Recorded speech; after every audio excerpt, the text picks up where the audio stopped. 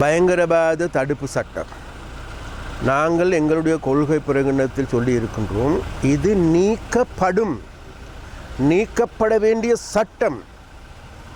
ஏனென்றால் இதன் மூலமாக பாதிக்கப்பட்டிருப்பது எல்லோரையும் எங்களுடைய கட்சி கூடுதலாக பாதிக்கப்பட்டும் இருக்கும். அதனால் இந்த சட்ட மூலத்தை நீக்க வேண்டும் என்பதில் மாற்று கருத்துக்கு இடமில்லை.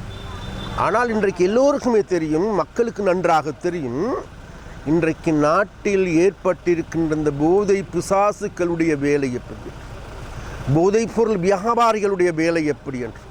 அந்த போதைப் பொருளுக்கு பின்னால் இன்னும் ஒரு போதைப்பொருள் உலகம், பாதாள அரசியல் மறைந்திருக்கின்றது. அந்த அரசியலை ஒடுக்குவதற்கு இவ்வாறான சட்டங்கள் தேவை. அதனால் புதிய சட்டம் ஒன்று வரும் வரைக்கும் நாங்கள் ஒரு விடயத்தை மீண்டும் சொல்லுகின்றோம்.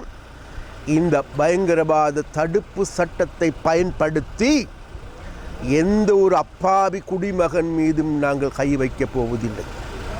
இன்றைக்கு நாட்டு மக்களுடைய சொத்துக்களை சூறையாடியவர்கள், நாட்டு மக்களை நாசமாக்கியவர்களுக்கு எதிராகவே இந்த சட்டம் பாய்கின்றதே தவிர வேறு எதுக்கும். அதனால் வேண்டி இந்த சட்டத்தை நீக்குங்கள் என்று கூறுகின்ற அரசியல்வாதிகளிடம் நாங்கள் கேட்கின்றோம்.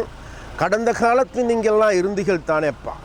இன்றைக்கு சுமந்திரன் ஐயா சொல்லுகின்றார். சுமந்திரன் ஐயா அவர்களே கடந்த காலத்தில் ரணில் அவர்களுடைய பின்னால் ஓடினீர்கள், அவர்களுக்காக வழக்காடினீர்கள். அவர்கள் அந்த காலத்தில் இந்த சட்டத்தை நீக்கிக் கொள்வதற்கு எந்த விதமான அக்கறையும் இல்லை. நாங்கள் வந்து ஒரு வருடம், அந்த ஒரு வருடத்தில் நல்லதோர் நாட்டை கட்டி எழுப்புவதற்கான செயற்பாடுகளை நாங்கள் முன்னெடுத்திருக்கின்றோம். அந்த வகையில் பயங்கரவாத தடுப்பு சட்டம் நீக்கப்படும் என்பது உறுதி. புதிய அரசியல் தொடர்பாக அரசாங்கத்தின் நிலைப்பாடு, புதிய அரசியல், அதுவும் கூட எங்களுடைய அரசியல் கொள்கை பிரகடனத்தில் இருக்கின்ற விஷயம்.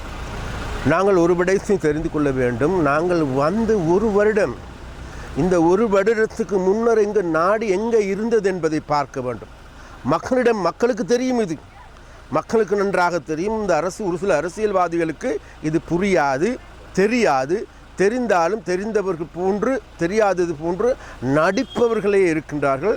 அந்த வகையில் புதிய அரசியல் அமைப்பு சட்டம் வெகு விரைவில் இந்த நாட்டு மக்களுடைய சகல பிரச்சனைகளும் நீண்டு நிலைக்கக்கூடிய நிரந்தரமான ஒரு பிரச்சனைகளை தீர்க்கக்கூடிய புதிய சட்டம் மூலம் கூடிய சீக்கிரத்திலே வரும்.